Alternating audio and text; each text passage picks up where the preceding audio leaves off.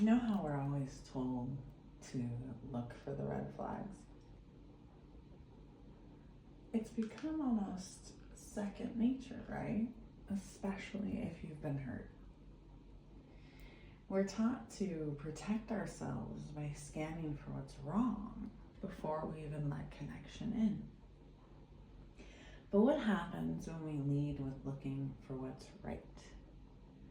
Remember to take what resonates, leave the rest, and always use your own discernment. When we start seeing the divine spark in people without abandoning our own discernment, that's what I want to talk about today.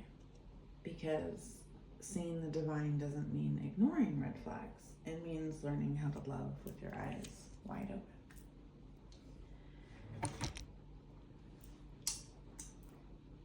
Good. But what happens when we lead for looking for what's right?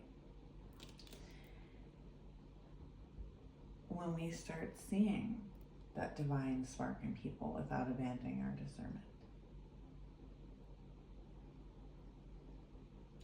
Well, first we want to look at why we're conditioned this way, right? Why we're conditioned to look for red flags.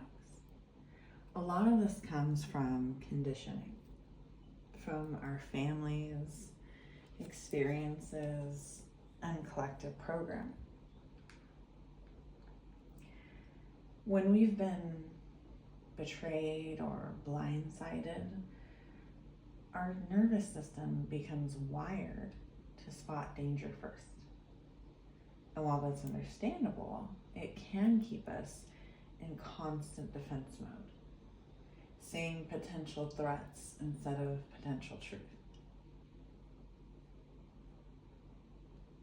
And when we're always scanning for flaws, we start relating through fear instead of presence. We think we're being wise, and to a degree we are, but that energy closes the heart, right? It keeps us in survival instead of connection.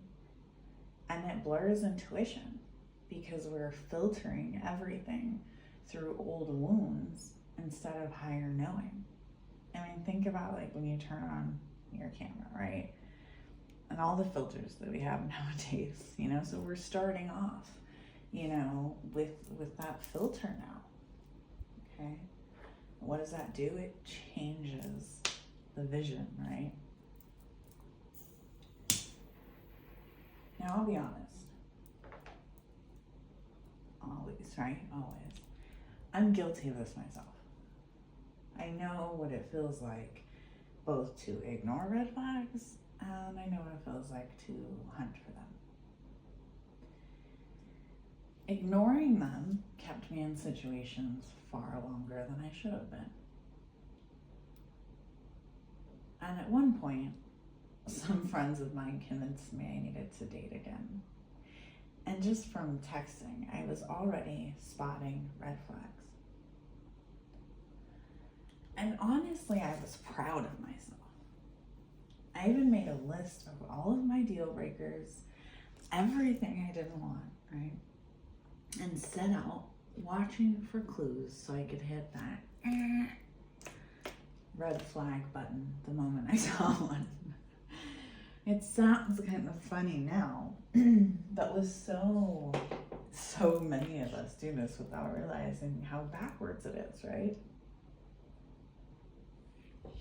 Because all I was doing was attracting the very things I had listed on my deal breakers list over and over because my energy was focused on what I didn't want. I wasn't leading with curiosity or with faith, I was leading with fear, right? And then even after getting into a relationship, I catch myself trying to trust again, but while still watching for red flags, like waiting for the other shoe to drop. But perfection doesn't exist, and we're all human, okay? So what happens when we do that? Well, we stop seeing the divine in front of us because we're so busy scanning for the danger that might not even be there. Now I know better. I look for alignment, not perfection. I look for the divine spark, not just the danger signs. Seeing the divine in someone doesn't mean overlooking harmful behavior. I'm not saying that. It means starting from truth, not fear. It's recognizing that every person carries a piece of source, even if their human self isn't living from it. When we meet people with that awareness, we create energetic safety for ourselves and clarity about who they are. Now, discernment isn't distrust, it's sacred awareness. You can see someone's light and still know they aren't meant to walk beside you. You can hold compassion without lowering your boundaries. That's balance. That's divine discernment. And here's a practice you can try. Before deciding how much space to give someone in your life, pause and silently, or aloud if you want, whatever you're able to do, ask, where's the divine in them? Then feel the answer in your body.